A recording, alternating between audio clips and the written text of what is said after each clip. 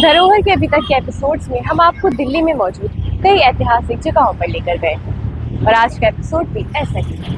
आज हम आपको लेकर आए हैं करोल बाग में मौजूद झंडे वाला देवी मंदिर में। तो चलिए हिस्टोरियन साहिब सलीम से जानते हैं 200 साल पुराने मंदिर के बारे में।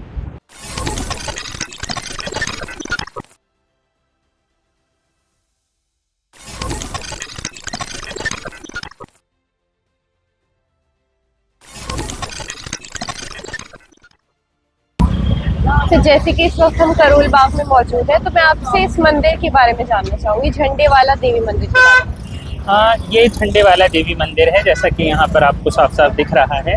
और दिल्ली में जिन मंदिरों का खास महत्व है, जहाँ पर लोग बहुत जाते हैं, उसमें ये बहुत ही इम्पॉर्टेंट मंदिर माना जाता है।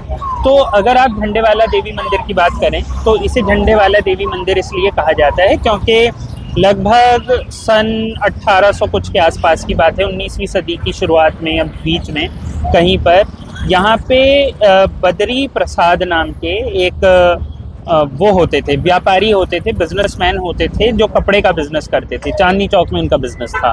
तो वो यहाँ पर तब जंगल हुआ करता था, तो वो इस जंगल में ध्यान लगाने आते थे। धार्मिक प्रवृत्ति के आदमी थे। तो जब वो यहाँ पर आते थे तो उन्होंने एक बार यहाँ पर उन्हें ऐसा लगा कि उन्हें देवी माँ बुला रही हैं। एक तरफ एक जगह जहाँ पर एक झरना था, चश्मा था, वो वहाँ जब पहुँचे तो उन्होंने वहाँ पर जाकर खुदाई की। खुदाई में उन्हें एक मूर्ति मिली। वो मूर्ति जो प्रकट हुई उसको उन्होंने स्थापित किया और यहाँ पर एक झंडा लगाया ताकि एक तरीके से लोगों को पता चल सके। पहाड़ी होती थी, अरावली का इलाका है, तो पहाड़ी होती थी, उसके ऊपर एक झंडा लगाया गया और एक और मूर्ति भी स्थापित की गई। तो उसी के साथ यहाँ पे एक देवी की मूर्ति के साथ झंडा क्योंकि लगा तो आसपास के लोगों ने इसे झंडे वाली देवी कहना शुरू कर दिया और इसी के साथ ये झंडे आगे चल के मंदिर का विस्तार होने लगा। तो ये झंडे वाला मंदिर कहलाया। और अगर आप इसे एक मंदिर, जो एक सोसाइटी के तौर पे मंदिर, जिससे कि बहुत सारे चैरिटेबल इंस्टीट्यूट्स भी आज के दौर में चल रहे हैं, तो ये शुरू हुआ 1944 के आसपास, जब बद्री जी के जो पोते थे उन्होंने इसका एक सोसाइटी का निर्माण किया।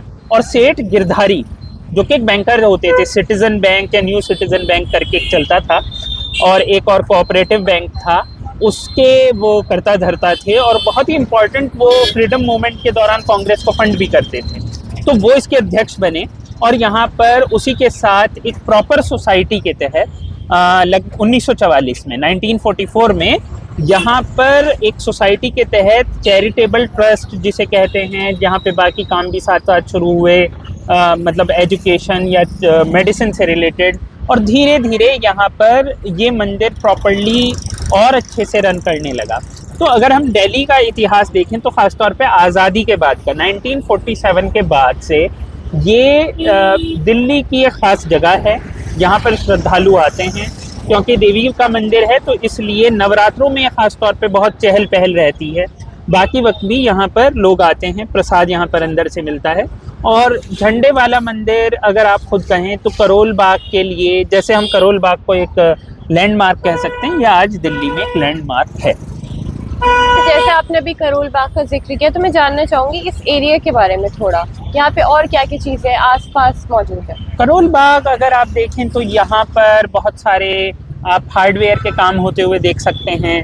यहाँ पर पास में आपको गंगाराम हॉस्पिटल देखने को मिलता है। पास ही में राजेंद्र नगर करके जगह है, जहाँ जो कि एक तरीके से मुखर्जी नगर के साथ साथ दिल्ली में हब माना जाता है, जो आपकी कोचिंग इंस्टीट्यूट होते हैं उसका।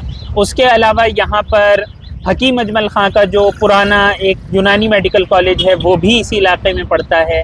और ये एक तरीके से दिल्ली का थोड़ा पुराना इलाका है जो कि आज़ादी से पहले से बसा हुआ है और यहाँ पर लोग तब से हैं। तो करोल बाग का अपना इतिहास ये है।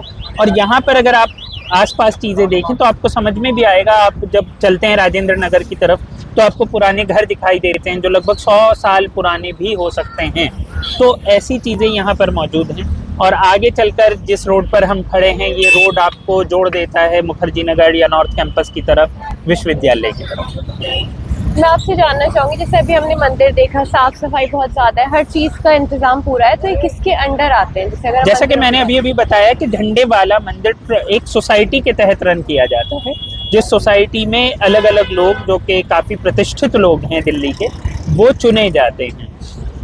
तो अभी शायद नवीन जी चल रहे हैं, अगर मुझे ठीक याद है तो जैसा मैंने बताया कि गिरधारी जी शुरू में थे, उसके साथ ही यहाँ के बहुत सारे गणमान्य लोग जो दिल्ली के उस वक्त बिजनेसमैन वगैरह थे, वो भी इस सोसाइटी में शुरू से जुड़े रहे हैं। तो वो लोग मिलते हैं और वो अपने पास से भी और बाकी श्रद्धालुओं के भी एक तरीके से फंडिंग होती है, और ये सोसाइटी रन की जाती है, जिससे गरीबों का इलाज भी होता है, खाने का इंतज़ाम भी होता है। सिर्फ साफ़ सफाई काफ़ी नहीं है, और भी चीज़ें हैं। एजुकेशन में भी कुछ पैसा लगाया जाता है, वो भी चीज़ें यहाँ से होती हैं। आसपास कुछ स्लम एरिया है, वहाँ पर भी बहुत से जिसे कहते हैं आपको सोशल वर्क होते हैं।